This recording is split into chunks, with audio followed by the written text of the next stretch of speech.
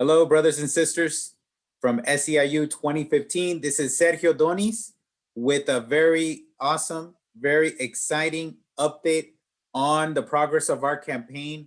We can do it. This month of March is a very symbolic month as it is in Women's History Month or Women's Her Story Month, as we're calling it here in the United States.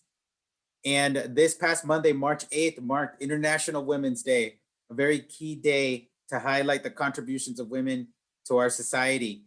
We took it upon ourselves to make sure that we utilize this day to do a couple of things. We had events that got some media coverage and earned some recognition from the press for what we're doing to highlight the need for vaccine distribution in our communities to make sure that that's equitable and being done and with an eye towards making sure that our hardest to reach communities get access to the vaccine. We also distributed PPE equipment, and these events were in Los Angeles, San Francisco, and San Bernardino. And like I said, we were able to use these events to also highlight the need for caregivers to receive better wages, better benefits, and access to training, which are central demands of the federal government and Congress. And as a group, collectively, we had made over 3,761 calls to Congress, which is amazing. That's fantastic work. I want to thank everyone out there who's already made the calls to Congress because of our efforts. Drum roll, please. You see, we have this fireworks. This is because we have to celebrate the fact that due to all our hard work, due to the calls, due to the actions, due to, all the work we've been doing, Joe Biden today signed into law the COVID relief bill. This COVID relief bill includes for California over $1 billion for home and community-based services, which of course includes IHSS, which is huge. So now that it has been signed into law, it's a huge milestone, big accomplishment. Of course, there's so many great things to support anti-poverty measures that are in this bill. A lot of our families that have suffered under the pandemic will get a needed boost from this bill. And it was because of the hard work of all of you and because of all those calls, actions, and events that we did over the last couple months. So now this bill, now that it's signed into law, that means that it's up to states, and that's a picture of Sacramento, our capital there, because that's where the work heads to next, to make sure that those monies that we secured are being used in a way to support caregivers here in California. So that's part of the work that we have to do. We also know that this bill doesn't solve all our problems.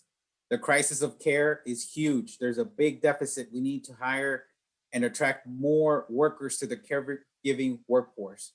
That is why we need to continue the calls to Congress. I know, brothers and sisters, it might get tiring to make this call every week, but we're asking you to do it again. It's already producing results. We already have one bill down.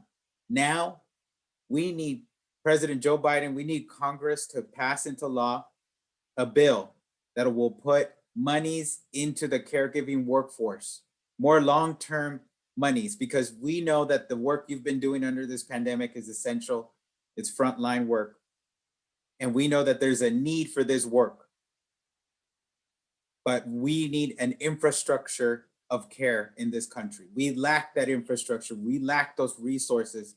So we ask you to call once again, because we need what we've been calling the Biden Care Plan, the caregiving workforce plan. We need that. We need caregivers included in the next recovery bill.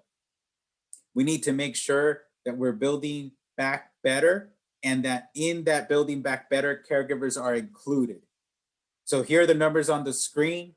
We need you to dial again tomorrow or today. I forget which day it is, but we got to make sure we call every Friday. We continue these calls until we get that bill signed. What are you going to say when you call? Well, it's very simple. We need to make caregiving jobs good union jobs. To do that, we need Congress to invest more funds into Medicaid so that we can make those jobs good union jobs, and we can make sure that we have not completed on the $15 minimum wage. So we need to make sure that we get the job done and pass the much needed $15 federal minimum wage now. What else is up next? Well, we're going to continue. We're going to have actions this month It's going to mark a 1-year anniversary of the quarantine, of workers like yourselves doing this job, continuing to be out there, bearing the brunt of the pandemic, making sure that seniors, people with disabilities are being taken care of, regardless of what's happening. So March 25th marks that anniversary. We're going to do actions and events all over the state of California. Please stay tuned. We're going to need everyone to participate. And we can do it. We can definitely do it. We can build back our economy. We got to make sure that caregivers are included in part of that rebuilding. But brothers and sisters, I know that together we can accomplish great things. And I know that together we can win this. We can make it a reality. Si se puede, we can do it, brothers and sisters. Have a great day. And don't forget to make that call.